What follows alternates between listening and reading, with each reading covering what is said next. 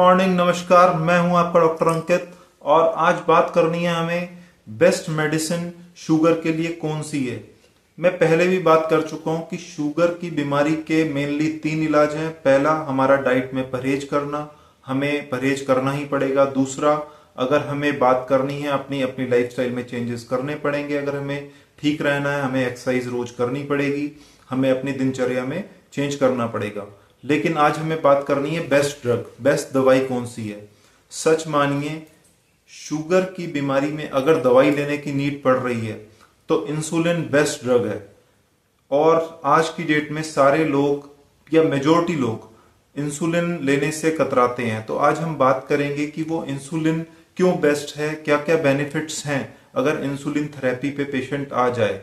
अगर early insulin start कर लेते हैं आप, इंसुलिन अगर शुगर की बीमारी आपकी डाइट और लाइफस्टाइल से कंट्रोल नहीं हो रही है और आपको यूजुअली पेशेंट भी यही चाहता है कि खाने की दवाई दे दें और डॉक्टर भी यूजुअली खाने की दवाई ही देते हैं क्योंकि पेशेंट्स भी विलिंग होते हैं। लेकिन अगर खाने की दवाई से कंट्रोल नहीं हो रही तो इंसुलिन बेस्ट ट्रीटमेंट है, उसमें कोई डाउट नहीं है।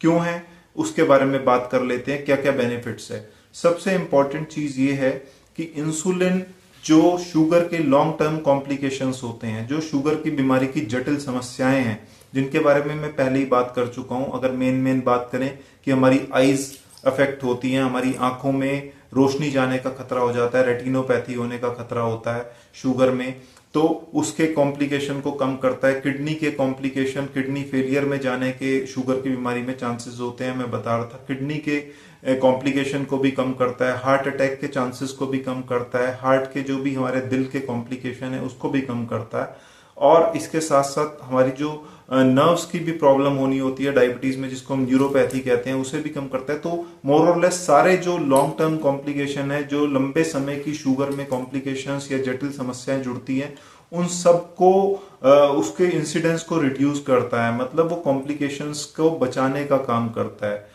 और दूसरी बात अगर हम करें तो इंसुलिन अपने आप में एक एनाबॉलिक हार्मोन है।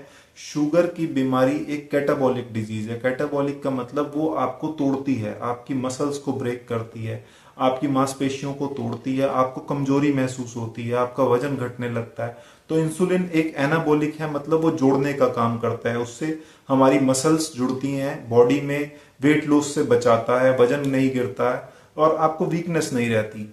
उसके अलावा पेशेंट को अच्छा फील होता है। इंसुलिन लेने वाले पेशेंट को अपने आप में थोड़ी स्ट्रेंथ लगने लगती है, पावर अच्छी लगने लगती है, वो अपने आप को ज्यादा अवेयर महसूस करते हैं, ज्यादा अलर्ट रहते हैं, कुछ काम करते हैं तो उनकी कंसंट्रेशन अच्छी रहती है। तो मेरे ख्याल से ये बेनिफिट अपने आप में बहुत इंपॉर्टेंट हैं, सारे ही बेनिफिट, क्योंकि लॉन्ग टर्म कॉम्प्लिकेशन बड़े खतरनाक हैं। आंखें, हार्ट, किडनी बहुत ज्यादा अफेक्टेड है हमारे शुगर के पेशेंट्स में। इसके अलावा एक चीज है जो हमें ध्यान रखनी है हमेशा, अगर हम इंसुलिन थेरेपी पे हैं, हम इंसुलिन लेते हैं शुगर की बीमारी में, कि शुगर लेवल डाउन ना हो, क्योंकि हाइपोग्लाइसीमिया जिसे हम कहते हैं, शुगर घटना, क्योंकि शुगर घटना बढ़ने से भी ज्यादा खतरनाक है, उसके अपने डेंजरस इफेक्ट्स हैं। हाइपोग्लाइसीमिया से बंदा कोमा में भी जा सकता है। तो हाइपोग्लाइसीमिया के हमारे शुगर घटने के फीचर्स पेशेंट को हमेशा पता होने चाहिए कि एकदम से पेशेंट को पसीना आ सकता है, घबराहट लग सकती है, उससे बोला नहीं जा सकता, बहुत ज्यादा वीकनेस लगी, वो बड़े स्पेसिफिक से सिम्टम होते हैं। और शुगर वालों की जब भी शुगर घटी होती है तो उन्हें नोट करके रखना होता है कि ये शुगर के, अगर इंसुलिन ले रहे हैं तो शुगर घट सकती है। तो हमेशा टाइमली इंसुलिन लें, अपने हिसाब से डोजेस को मॉडिफाई ना करें, और जो अपनी डाइट लेते हैं उसी टाइमिंग्स पे डाइट लें। जो उनकी ब्रेकफास्ट या जो भी मील्स दिन में लेते हैं, ब्रेकफास्ट, लंच, डिनर, या बीच में जो भी नाश्ते लेते हैं या चाय कॉफी जो भी लेते हैं, तो वो अपनी टाइम पे मील्स लें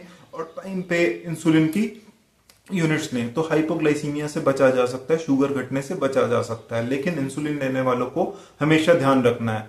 उसके अलावा मैंने पहले बात करी कि वेट गेन भी होता है, लेकिन वो वेट गेन होना अच्छी बात है। अगर आप ओबीस हैं, वेट गेन होना वैसे खराब बात है, लेकिन किसी बीमारी के कारण अगर वेट घटता है तो वो अच्छी बात नहीं है।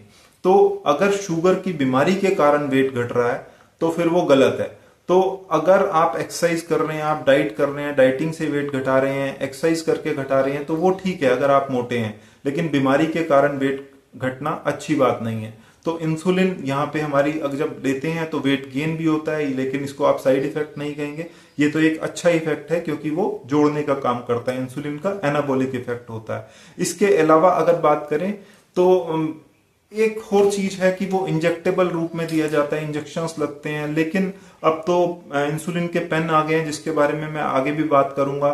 मैं आपको पेन दिखाऊंगा अभी। पेन बिल्कुल बहुत ही फाइन प्रिक देता है, तो मेरे ख्याल से वो इतनी बड़ी प्रॉब्लम नहीं रह गई है। तो आज हमने बात करी है कि इंसुलिन बेस्ट ड्रग है, क्यों बेस्ट ड्रग है, उसके थोड़े से साइड इफेक्ट की बात करी जो हाइपोग्लाइसीमिया होता है इंसुलिन लेने के, अब उस लेकिन वो बचा जा सकता है, बचे जाने वाला साइड इफेक्ट है। अगली वीडियो में हम बात करेंगे कि कितने तरह के इंसुलिन होते हैं और इसके साथ साथ इंसुलिन को टाइट्रेट कैसे किया जा सकता है, क्योंकि हर समय आप डॉक्टर के पास नहीं जा सकते। इंसुलिन की डोज को आप एडजस्ट किस तरह से कर सकते हैं घर में, इन दोनों चीजों के बारे में नेक्स्ट वीडियो में बात करेंगे। तब तक के लिए आपसे ब्रेक लेना चाहता हूं। मिलेंगे नेक्स्ट वीडियो के साथ, तब तक आप शेयर करते रहिएगा चैनल को और वीडियो को लाइक कमेंट करना मत भूलिएगा। मिलते हैं नेक्स्ट वीडियो में। इंसुलिन के कितने तरह के होते हैं और इंसुलिन को आप घर में टाइट्रेट कैसे कर सकते हैं।